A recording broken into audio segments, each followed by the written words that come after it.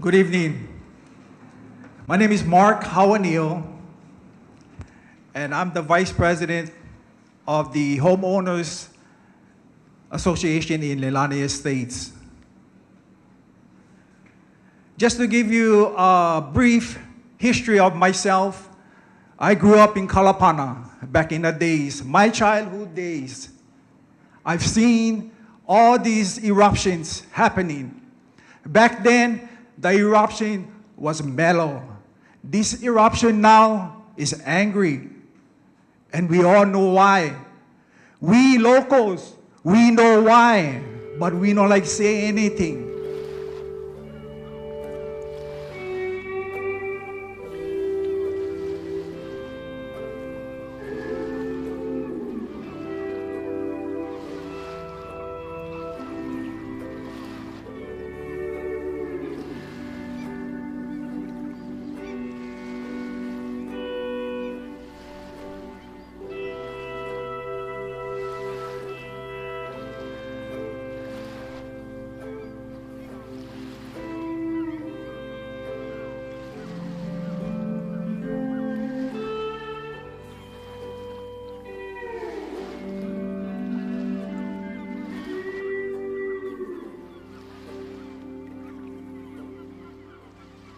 This is nuts. We moved on May 4th. Actually, we moved before that, but we moved into our place May 4th. May the 4th be with you. And so we're literally moving into our place, which is in Seaview. And Leilani Estates, where the volcano is erupting, started erupting that day. So the day we were moving in, basically Leilani Estates was forced evacuation. So it's literally pretty much right next door. And so yeah, we started moving in. Got all of our shit over there, and next thing you know, we're moving out. So we got all of our stuff out, and we're safe, but it's a pretty dire situation down there right now. It's pretty unpredictable, and they don't really know what's going to happen. This is a civil defense update for Thursday, May 3rd, 2018 at 9:15 p.m. Hawaiian Volcano Observatory confirms a volcanic eruption in Leilani subdivision in the Puna district. Here is a map of the East Rift Zone. Leilani Estates is located about 25 miles downwind from Kilauea Volcano. Rift zones are areas where the volcano is rifting or splitting apart. The rock in the rift zone has many cracks and is relatively weak, and thus it is the easiest for magma to make its way to the surface. Thursday, May 3rd, cracks appear in the subdivision road. Then, at 5 p.m., an eruption commences in the Leilani Estates subdivision. White, hot vapor and spattering appears. All residents are required to evacuate. Relief shelters open and informational community meetings are held. Friday, May 4th, fissure number 2 opens about 1 a.m. inside a residential driveway, reaching 100 feet into the air. A few hours later, fissure number 3 opens up. Also on Friday, May 4th, 12:30 p.m., the island is rattled by a 6.9 magnitude earthquake. It was Hawaii's biggest earthquake since 1975. That 6.9 is probably the second highest earthquake you've experienced on this side of the island. I'm sorry we're here for this reason. Our job is to do the best we can to make this as easy as possible for you. And I learned a long time ago, no matter how much we do and what we do, it's not going to be enough. Pretty crazy. So, the day that we evacuated, we felt the earthquake. It was a 6.9 earthquake. We were actually eating breakfast at where were we? It's called Pele's Kitchen, is what it was. So we're in the middle of eating our eggs, and next thing you know, boom, 6.9 earthquake. So. Hawaii has 5 active volcanoes, but Kilauea has been in a constant state of eruption since 1983. And scientists say there's no way to predict how long this eruption will last. This is a community that has a history of being accustomed to living near an active volcano. One thing that makes this occurrence a little different from the past is that the 3 eruptions that have occurred between last night and early this morning have occurred within a community itself.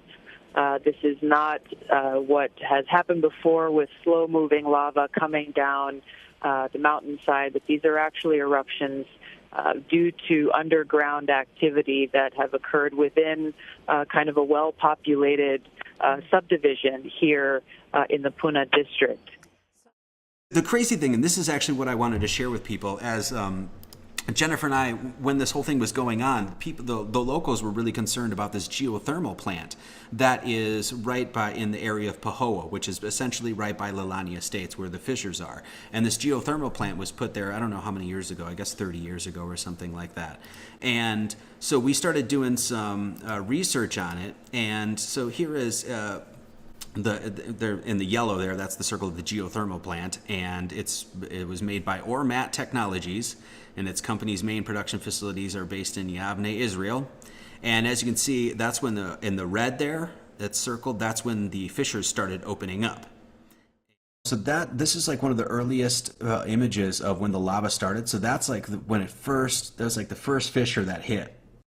This is when there was more fissures that started opening up. Now, Puna Geothermal Plant, they actually they built this entire plant right on the lava rift zone. So this is the East Lava Rift Zone, and they put the plant right there. This is PGV's well field. The fissures line up, literally. On the boundary of on the their well well field. field. Now, it is the East Rift. The rift is actually farther this way. And then, well, sorry on my map, but it comes down this way. Because I've ridden. I mean, these rifts, we could put this whole table and cars in, and it kind of curves around this way. Where the actual, rifts, they're giant cracks, they're all in this cattle field. Okay. All those fissures, they literally line up on their lease line.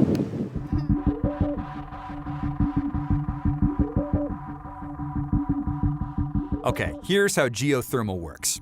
Heat from the Earth's crust warms water that has seeped into underground reservoirs. In some places, when water becomes hot enough, it can break through the Earth's surface as steam or hot water. This usually happens where the Earth's crust, or plates, meet and shift. A binary cycle plant uses two types of fluid. Hot fluid from underground heats a second fluid, called a heat transfer fluid, in a giant heat exchanger. When the second fluid flashes, it spins a turbine that drives a generator.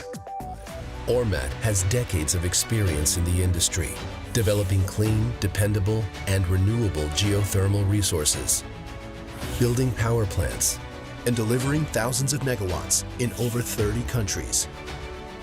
Ormat is committed to putting its vision and capabilities to work to ensure a greener world for generations to come. Won't you join us?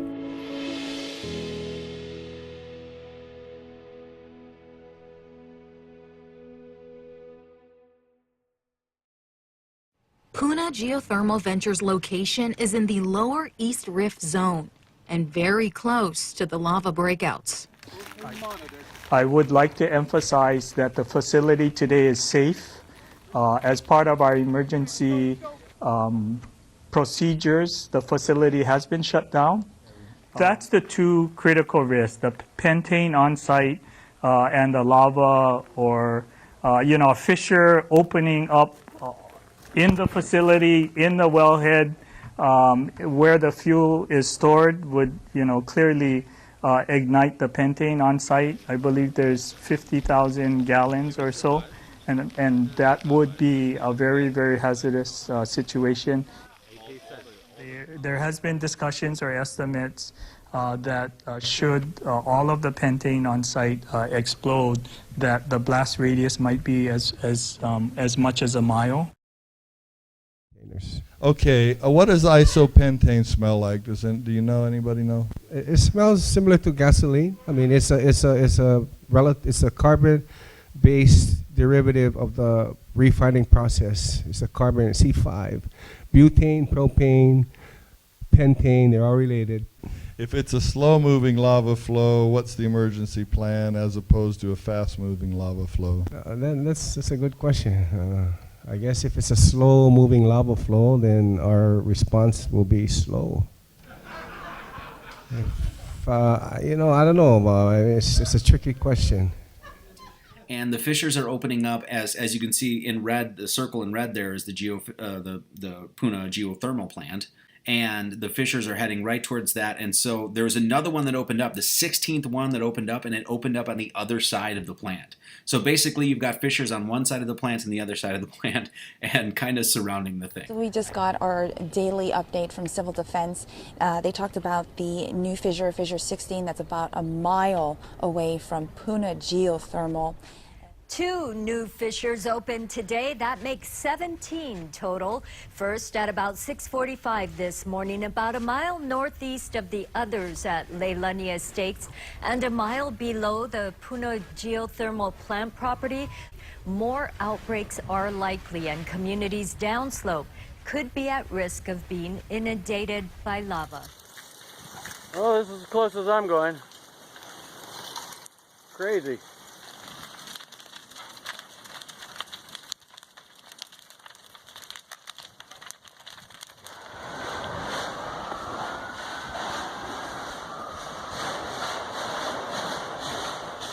Oh, what are you doing? Look at it.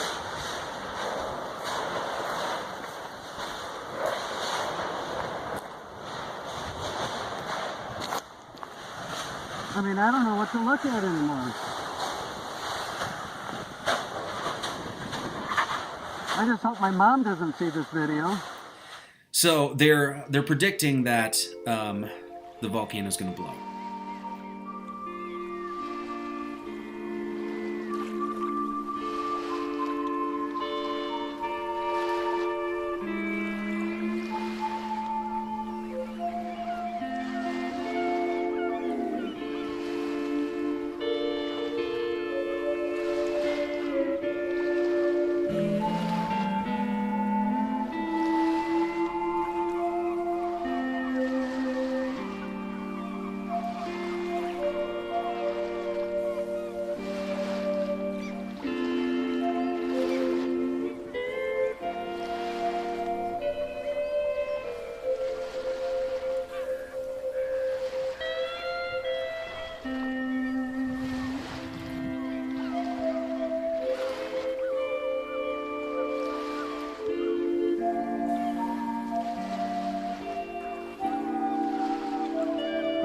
When I came here, lava was present on PGV, so this is what has been done.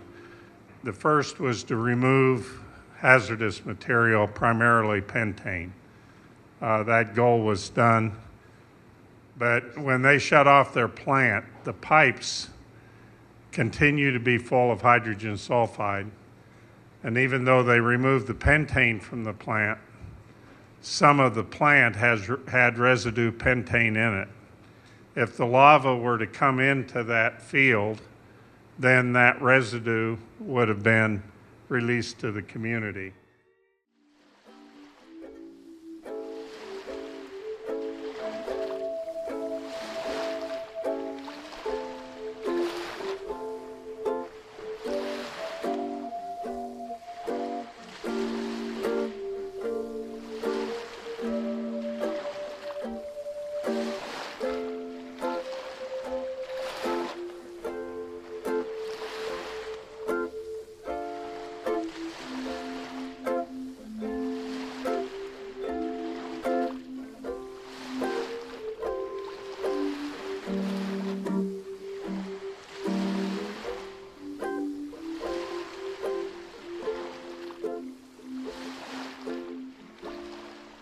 This shot right here, this is from Caleo's. This is in Pahoa, and this is this pretty damn good restaurant, actually. They got good pina coladas.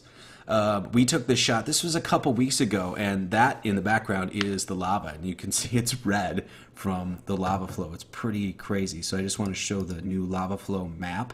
This is updated June 22nd, so there's probably a more current map, but it doesn't really matter. This is the lava has destroyed quite a bit of the coast, as you can see. So everything that's sort of pink there is the lava flow, and it is flowing like a river. I mean, it is like the Mississippi River. It is moving fast and it is wide, and so the channels of the lava have maintained their course, I guess you could say. They're pretty set where they are, so hopefully they don't start meandering and moving south on the coast, because that's where we'll be.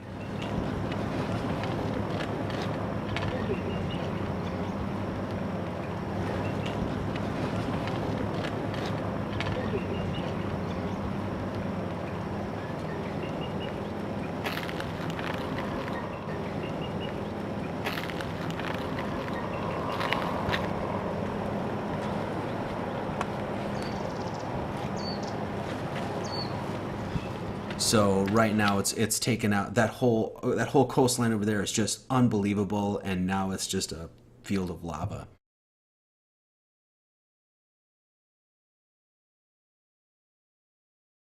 And there's the ocean entry area there. That is all new land that's being formed from that lava.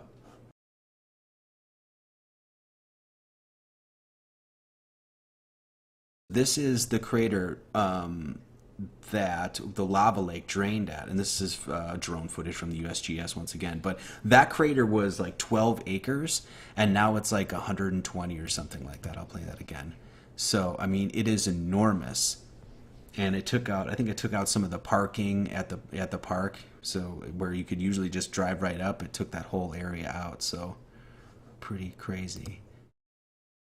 So the lava did hit the plant, but it hasn't overtaken the plant just yet. I think I have another picture of this, but Puna Geothermal is still. It only took out some of the side buildings or anything like that. It hasn't hit like the main like turbines or anything, or the wells or anything like that. So right now PGV is just fine.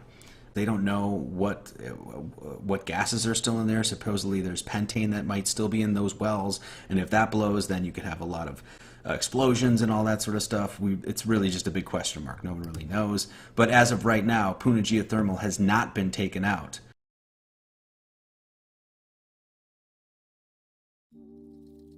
Reuters reports that the lava eruption at the foot of the Kilauea volcano on the Big Island of Hawaii has finally slowed to a virtual halt in recent days for the first time in over 3 months, although it was too soon to tell what might happen next.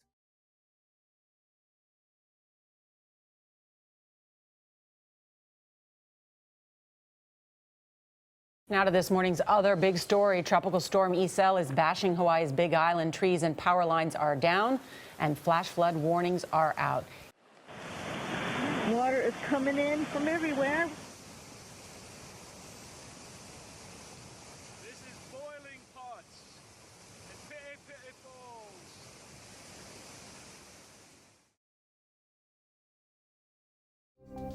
On August 7th, at 7:38, you guys gassed me. Period.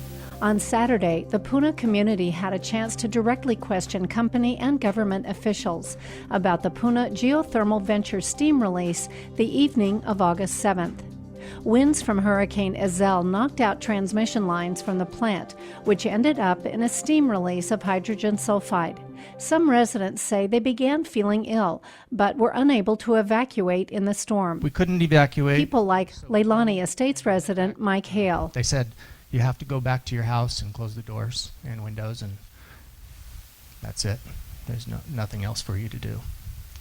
So we headed back, basically a mile back towards the plant. So honestly, a lot of us were concerned that we might die. The major point that really has me very, very emotional over this issue.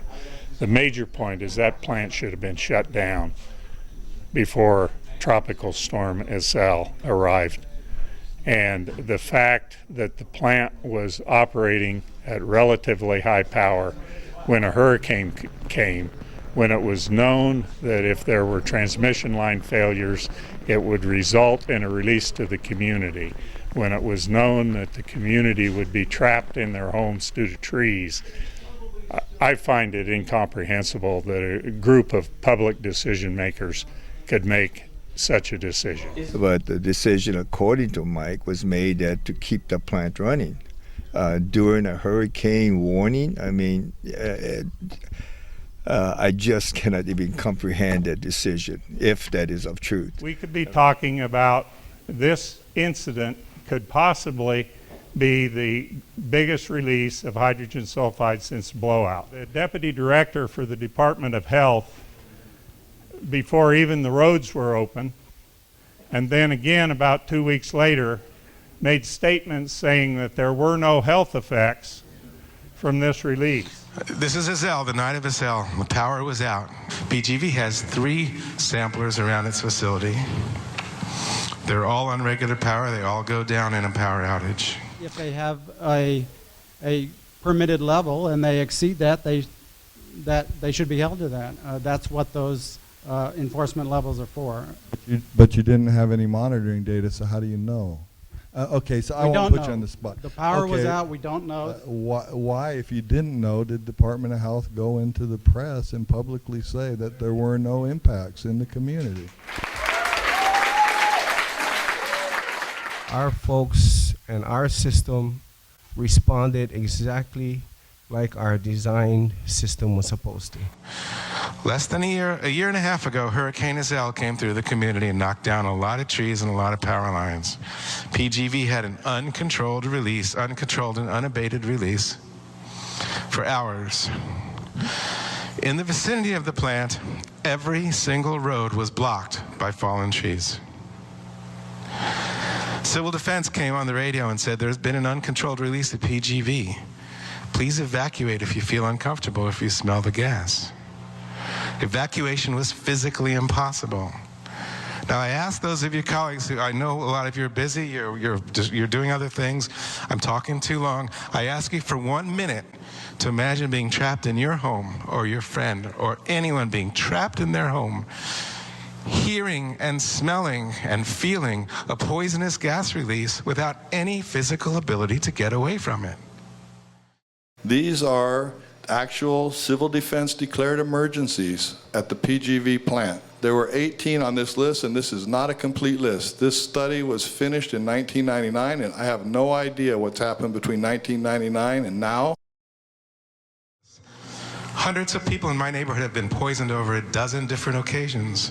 Hydrogen sulfide is the second most poisonous gas occurring in nature. Only cyanide is more poison. Unlike almost everywhere else in the world, geothermal steam is water vapor. It's safe. Even so, geothermal plants everywhere else in the world are located 5 to 10 miles from any residences. Not only in Hawaii have we located a geothermal plant close to residences, but in Hawaii, unlike almost everywhere else, our geothermal resource is water vapor with hydrogen sulfide, nickel, mercury, cadmium, and lead. It doesn't occur almost anywhere else. First off and foremost, I truly believe PGV is safe, can be operated safely, and PGV is a good corporate citizen.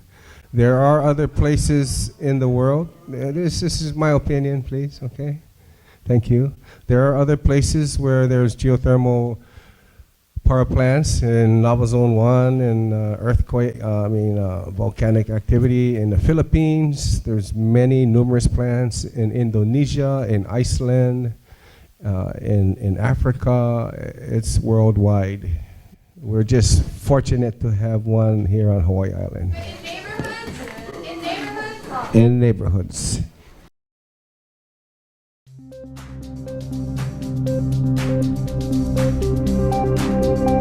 Puna Geothermal Venture is gearing up to drill a new production well, possibly around the clock, 24 hours a day, even though the county passed a law a few years ago banning geothermal drilling at night. Residents living near the Puna Geothermal Venture power plant have complained about the noise during the most recent round of drilling. You know, it is totally unacceptable to say that it's okay for it to happen at 2 o'clock in the morning, or 4 o'clock in the morning, or 5 o'clock in the morning. When you're talking about a residential area, although zone agriculture, where you have families that work and children that needs to go to school, it's just not acceptable. Some questioned if the county has the authority to make such mandates. They have talked about jurisdictional issue. Council members, what this bill does, it does not say that you cannot drill. All it says is you can do that, but just don't do it from 7 o'clock at night to 7 in the morning. That's all it does. Daley is one of many living nearby with a list of complaints about the operation. In the evening, it's lit up like it's daylight. It's routine. 10 out of every 12 days we hear a dull hum. This is that 24/7, except there's a law preventing them and they're choosing to ignore it. Members of the Puna-Pono Alliance, who oppose geothermal energy expansion in Puna and keep a close eye on PGV, were on hand. They disagree with the company's position that PGV is somehow exempt from the law. There's a regulation, you follow the regulation. The regulation for nighttime drilling ban should apply to us. That's what you're saying. I'm saying if it does, you should follow it. Well, if it does. Yeah, I agree. If the regulation applies to us, we will follow it. Puna-Pono points to the DLNR drilling permit issued to PGV. They say the permit clearly requires PGV to comply with county law. This is not the issue whether you are for or against geothermal. This is the issue of law. This is the issue of promises made by past legislatures and present legislatures on what government will do to ensure that geothermal will be done right without sacrificing people, land, and environment. I ask, I beg, and I urge you to understand why the frustration. I do not understand what this resolution is about. You passed the law, and now we must find out whether the law is viable to an industry. The law is the law. Thank you very much. If you guys believe that you figure out a way to circumvent the laws that are passed directly to apply to you, I was wondering if you could share with me the name of your law firm. Well, listen, what you're saying is that we're willfully breaking the law is absurd. Okay, we don't do that. Okay, we have ethics. Okay, we have permits to drill up to 28 wells, okay? And we can go up to 60 megawatts. And so we're here for the long haul, and we want to work with you guys. If we're going to be here for the long haul, we want to work together. Who wants us to shut down? We're not going to shut down. We're going to be here for a long time. Anyone who's been here since 1980s, 90s, 2000, I know some of the emotions of the geothermal. I'll ask you to trust me on this. Let me ask you to trust me on this, sir. If you don't trust me, fine, but I'm asking you to. In 1979, I was accosted by one of the first geothermal exploratory wells. I was living on 80 acres of land, Peacock, beautiful dark nights, silence, 180-degree ocean view, and all of a sudden, I was submitted to 11 months of 24/7 drilling, 600 feet from my home that I established. Safety. And this is the HGPA power plant here. It went online in 1981. And from the very beginning, there were problems in the community. I lived there, and it made us sick immediately. And we complained, and we could get nothing. We were told that it was psychosomatic. We were imagining it, and that the steam was safe, and there was nothing wrong with that. And we were belittled, and at that point, I believed in the government. I wasn't an activist at all. I had never done anything like that. And over 2 years of trying to deal with the government, I realized that something was very, very wrong. And in 1989, Labor Day, there was a horrific accident, and the outcry from the community at that point was so strong that they finally shut this plant down. And this was a 2.2 megawatt plant. And the amount, if you look at these pictures on this table over here, the amount of effluent and stuff that came out of that 2 megawatt plant, I can only imagine what is coming out of a 38 megawatt power plant, and where is that going? I mean, it's football field size ponds that came from this 2 megawatt plant. And this went straight into our water table for many years. After they make steam, they would pour the water on the ground, and they had dug pits, but it would line with this white crust, and then the pits would overflow into the ohia forest, and wherever that water touched, every plant was dead. Ohia trees were dead, bushes were dead, everything was dead. So then I kind of had an indication like, oh, this is not good stuff. You now know the true nature of the gas that comes from geothermal and all the heavy metals and pollutants that are in them. What about the questions of reinjection? Anyone who lives here knows that the ground under us is like a Swiss cheese. Where is the reinjection going and coming up? This is the most active volcano on the face of the earth. What happens in Lower Puna when Petey takes it all? What about the non-existent or poorly thought out emergency response plan? Is it adequate? Will it protect the community? What about monitoring? This is what goes into our air.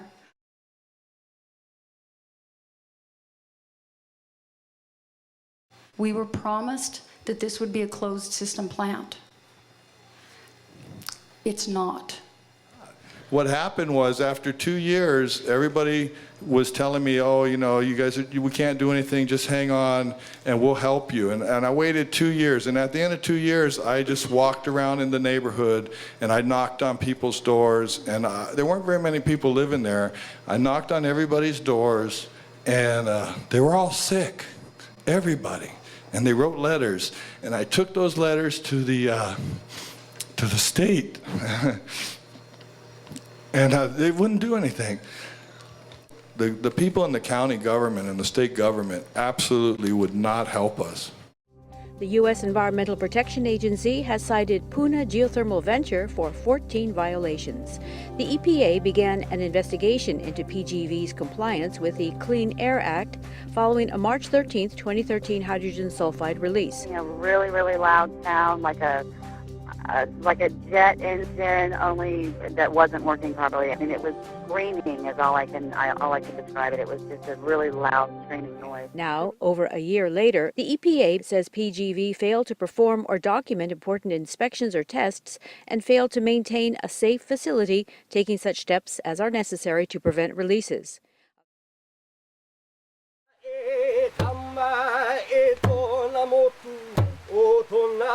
Friends and colleagues, on behalf of Puna Geothermal Venture, I welcome you to this auspicious occasion, celebrating 15 years of generating electricity from geothermal resource for our community right here on Hawaii Island.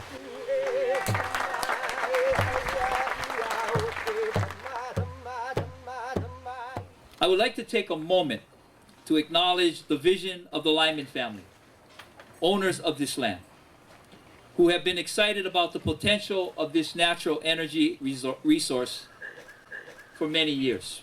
So on behalf of all of us and the County of Hawaii, mahalo to all of you who've made this vision possible. It's also impressive that this single power plant provides nearly 20% of Hawaii Island's electricity without exhaust or emission, without burning a drop of fossil fuel, and without relying on the geopolitics of nations halfway around the world. Mike and I made a commitment with his bosses from Israel. We're going to do differently in regards to monitoring. On this kind of thing, they're a complete shutdown. Our job is to mitigate the hazard and risk to you, and we will do our job. Ormat Technologies, Ormat Industries started as, it was like a turbine company, and then they started doing geothermal projects, so basically taking heat, geo meaning earth, thermal meaning heat, so they're taking heat from the earth and using it as electricity. PGV began commercial operation in 1993. In 2004, the facility was acquired by Ormat Technologies, Inc., a global geothermal company based in Israel. Ormat also has geothermal facilities on the U.S. mainland, in California and Nevada. Ormat says PGV is environmentally friendly, producing power that is clean, reliable, and renewable. Ormat was established in 1965 as Ormat Turbines, and it's owned by the chief engineer Lucien Bronicki, who's the company's chairman and CTO until 2014, and wife Yehudit Dida Bronicki. Today, most of our time is spent on education, from young children all the way to the Weizmann Institute. The Weizmann is not only a tower of science, it is open to the Israeli society, whether it is Schwartz Weizmann Institute or Davidson Institute. It's all contribution of scientists on a personal basis to the education of the future generations. So we are in the renewable energy business, basically, or mostly in geothermal and waste heat recovery. We develop skills. If we build a power plant in Kenya or another place, we bring with us the technology which we educate on the spot. Not only we create jobs, but we create also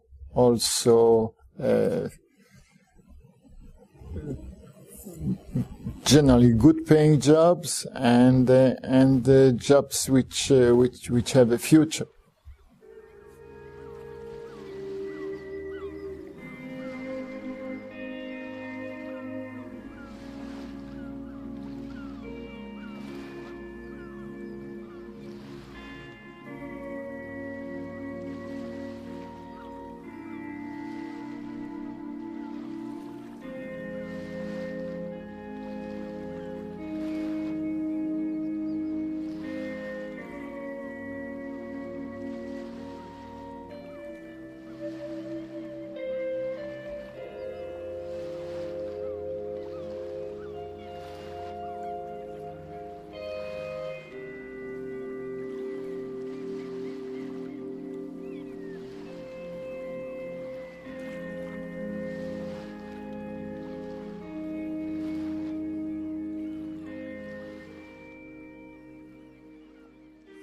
Through internal merger and stock swapping, Ormat appears to be a jointly owned Israeli and U.S. company now. Ormat isn't a stranger to scandals. Harry Reid's ties to Ormat are deep. The company runs geothermal plants in Nevada, and Harry has been a big booster of the company in D.C. Democrats and Republicans, all of us together, speak with one voice in our commitment to Israel's security and quest for peace. That commitment to Israel has always been honored beyond politics or partisanship, and that must not change. It seems Senator Reid helped the green energy company Ormat Technologies secure nearly $136 million in economic stimulus funding from the 2009 American Recovery and Reinvestment Act. 2 former employees are suing the firm, claiming Ormat executives defrauded the United States of more than $130 million by reporting false information about 2 projects to obtain government grants.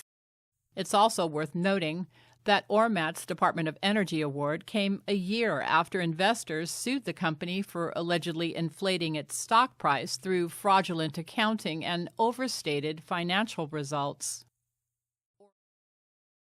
Because we're publicly traded and we have investors, the investors invested in us because of the contract. So that one there, we can talk about it, but we cannot, that's for our corporate management to really give a better answer, Minnie. I'll take that as a no. So in 2015, supposedly Ormat Technologies sold 40% stake in several of its geothermal plants, including PGV, to a firm called Canada's Northleaf Capital Partners. So here we have an Israeli company selling its shares to a Canadian company, all the while taking resources from the Hawaiian people and selling those resources back to them.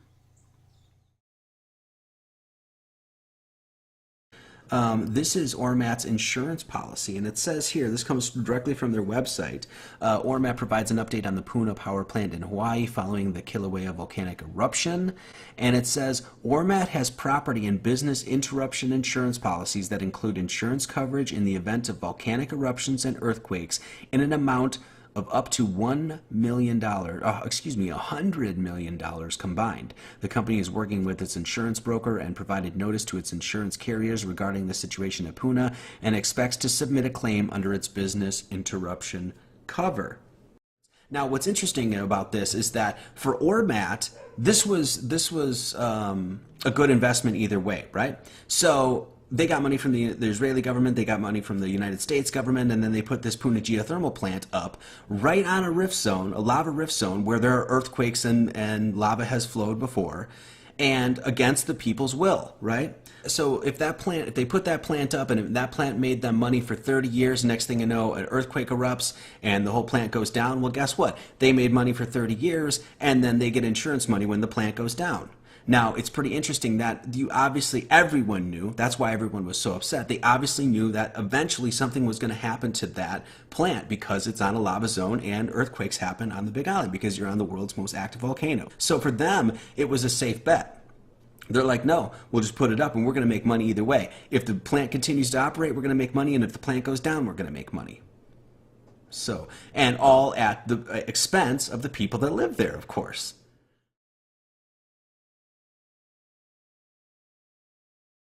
Scientists have established a clear linkage between fracking and earthquake activity in multiple studies. Quote, a July 27, 2013 study by the University of California, Santa Cruz confirmed the correlation between geothermal fracking and earthquakes.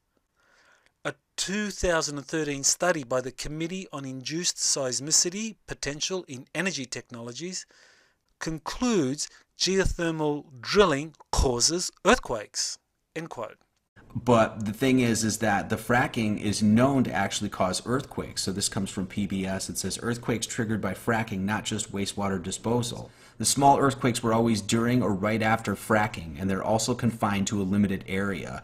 Before fracking, the sparsely populated area in Alberta, Canada, which is where they were looking, did not have a history of seismic activity.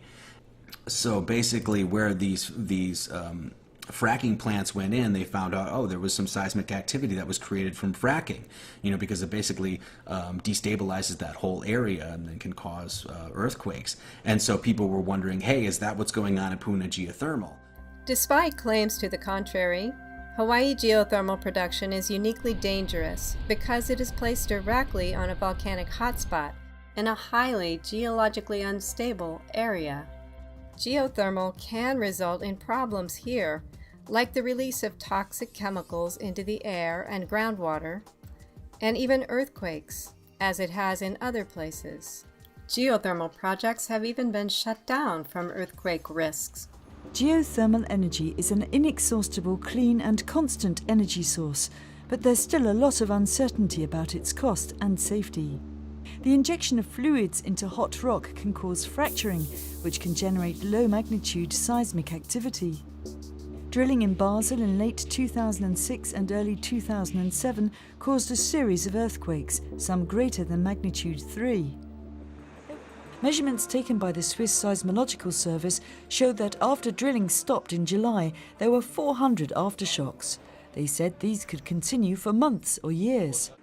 It seems that engineers don't know exactly what lies beneath the surface, as only certain parameters can be measured.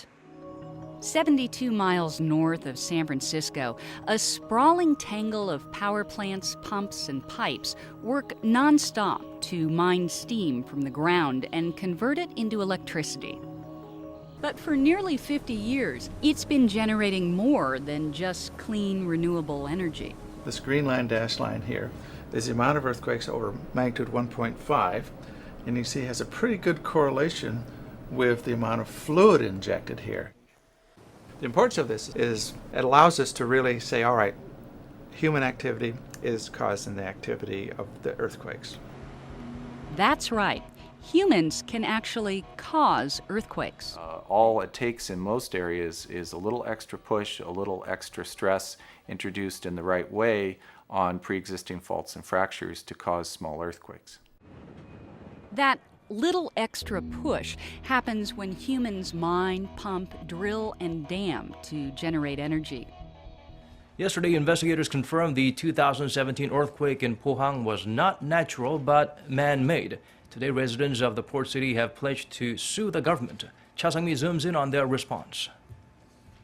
Following revelations on Wednesday that the quake of magnitude 5.4 was triggered by excavations at a local geothermal power plant, local residents voiced their anger over great mental distress it had caused them. The mayor of Pohang, in a press briefing Thursday, cited the thousands of homes damaged and the dozens of people injured, as he called for a prompt response from the government. I find it kind of interesting that people will poo-poo the idea of PGV having anything to do with the eruptions or the earthquakes or anything like that. And yet, there's been fracking on the island since about 1981, and Kilauea has been erupting consistently since 1983 for 35 years.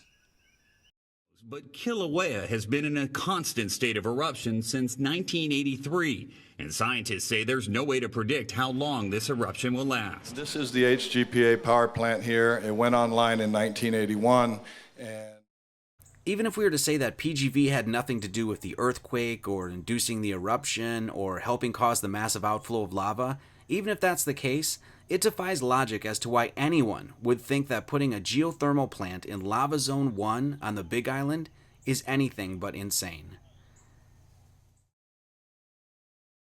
we're going to have a parade on the 17th through Pahoa, where we're going to start out towards Helco. Some people we're going to march with signs.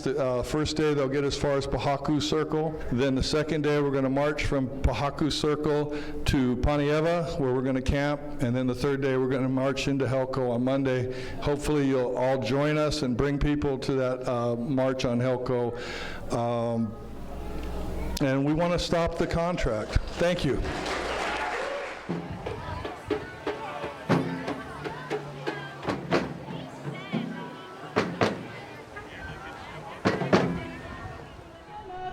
We'll be marching in at 11 o'clock with our banners and signs and our petition, which is like 3,000 signatures now.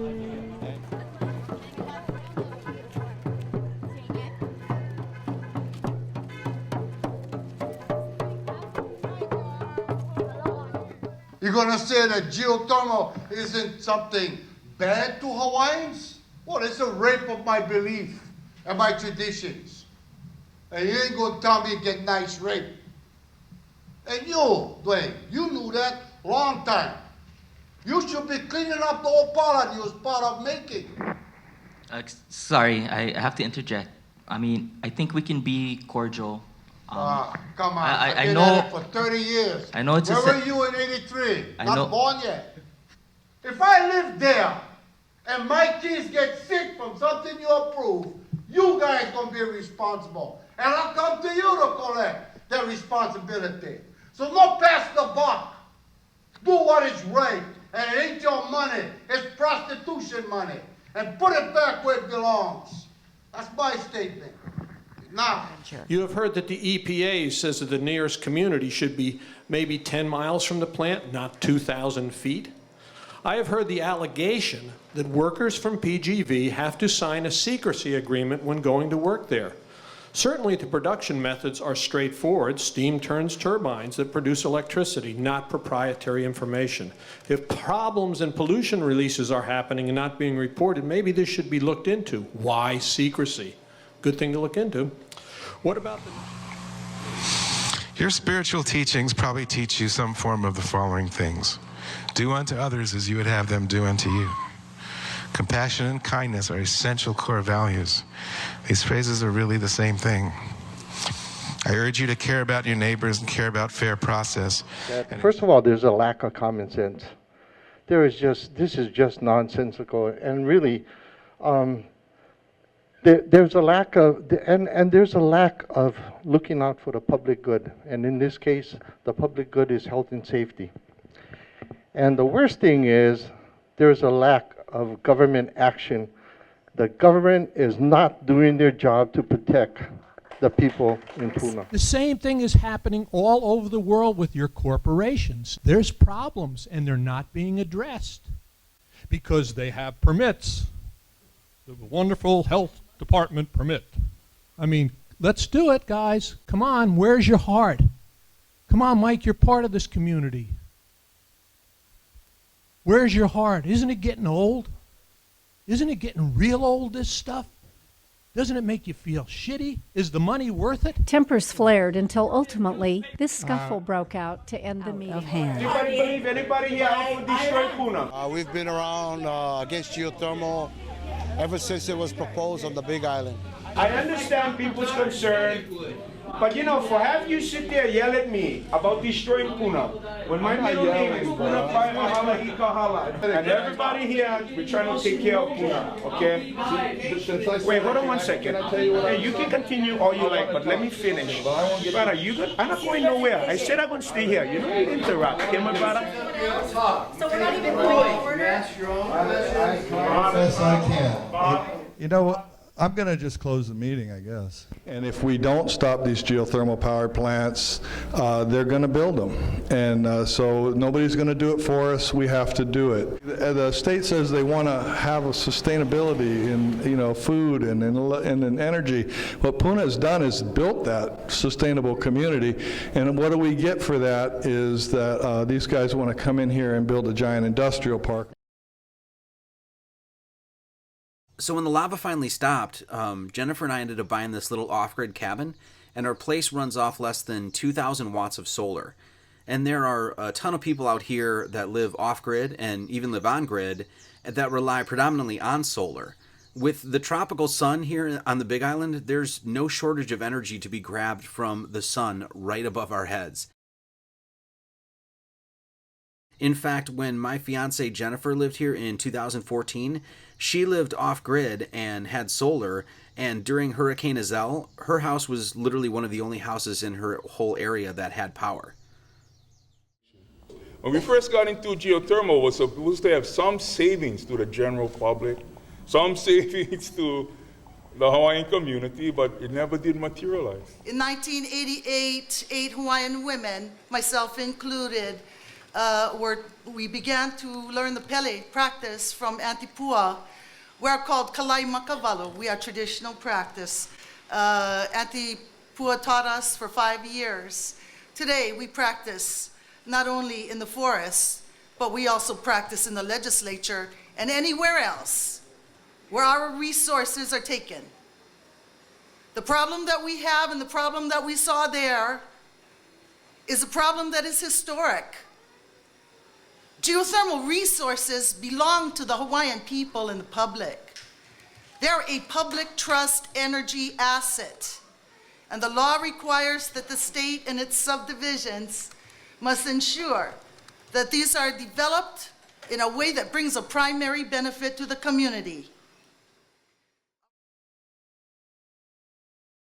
Work began last week to restore road access to Puna geothermal venture.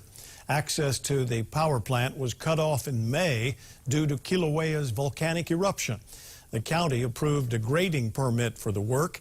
A representative for Ormat, the company that owns Puna Geothermal, tells us it could take 18 months for operations to begin again. Their first step is assessing the area for safety once ground access is complete.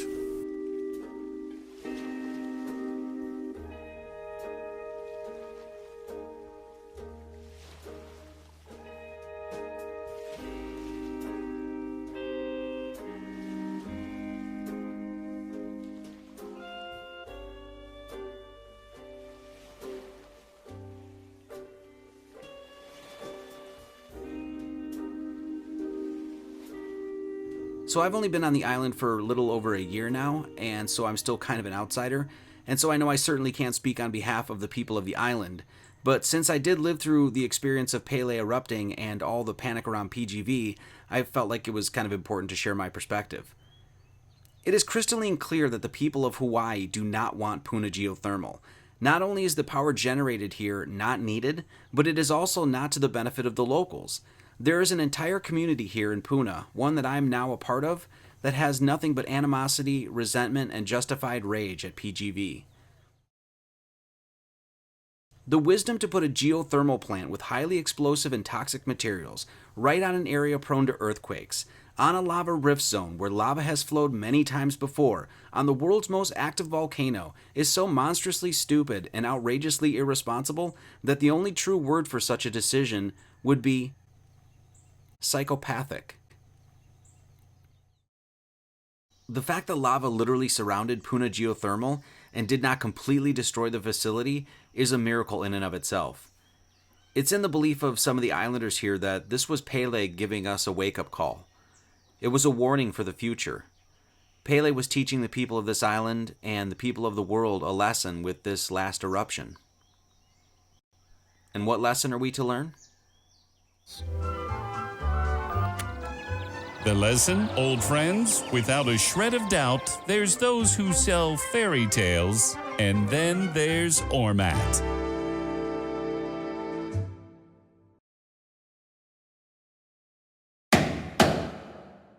Ay, ala o Pele Hawaii. Ay, ala o Pele Hawaii.